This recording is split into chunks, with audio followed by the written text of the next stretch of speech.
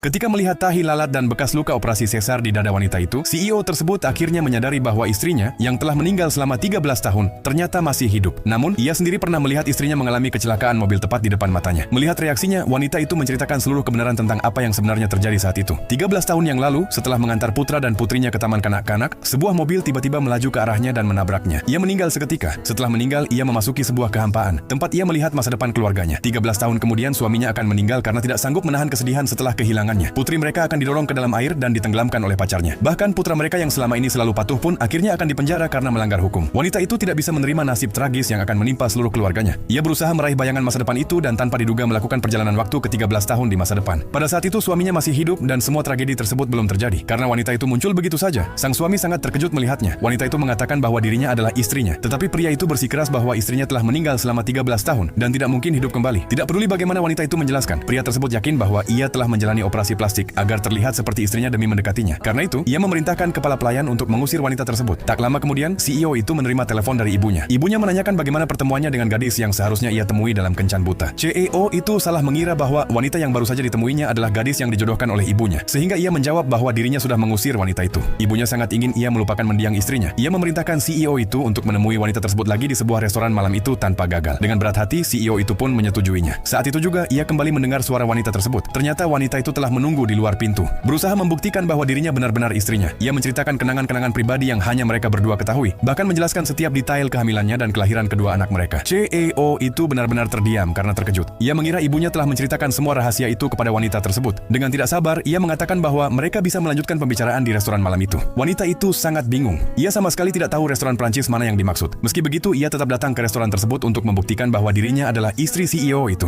Namun kedatangannya justru membuat CEO semakin yakin bahwa wanita itu adalah gadis yang dijodohkan oleh ibunya. Agar wanita itu berhenti mengganggunya, ia mengeluarkan uang sebesar 2 juta dolar Amerika Serikat dan menyuruhnya mengambil uang itu lalu pergi. Melihat suaminya tetap tidak percaya, wanita itu menyarankan melakukan tes DNA menggunakan rambutnya dan rambut kedua anak mereka. Namun CEO itu langsung melempar rambutnya ke tanah. Ia benar-benar yakin bahwa istrinya tidak mungkin kembali dari kematian. Setelah itu, ia berbalik dan pergi tanpa menoleh lagi. Keesokan harinya, wanita itu pergi ke sekolah putrinya untuk meminta sehelai rambut putrinya. Begitu memasuki gerbang sekolah, ia melihat seorang preman berada di samping putrinya. Ia segera menghampiri dan menghadapi preman tersebut. Namun, putrinya tiba-tiba mendorongnya sambil berkata bahwa preman itu adalah pacarnya. Wanita itu sangat terkejut. Ia ingat bahwa pria itulah yang kelak akan menyebabkan kematian putrinya. Karena itu, ia diam-diam mengikuti mereka ke sebuah kafe. Di dalam kafe, preman itu dan temannya berpura-pura berakting. Mereka berbohong kepada gadis itu dengan mengatakan bahwa ayah si preman sedang sakit dan membutuhkan uang dalam jumlah besar untuk operasi. Gadis itu mempercayainya dan berkata bahwa ia akan mencari cara untuk mengumpulkan semua biaya pengobatan tersebut. Setelah gadis itu pergi, preman itu dan temannya langsung menertawakannya karena begitu mudah ditipu. Mereka bahkan mulai merencanakan agar gadis itu hamil, sehingga si preman bisa menjadi menantu CEO. Setelah mendengar rencana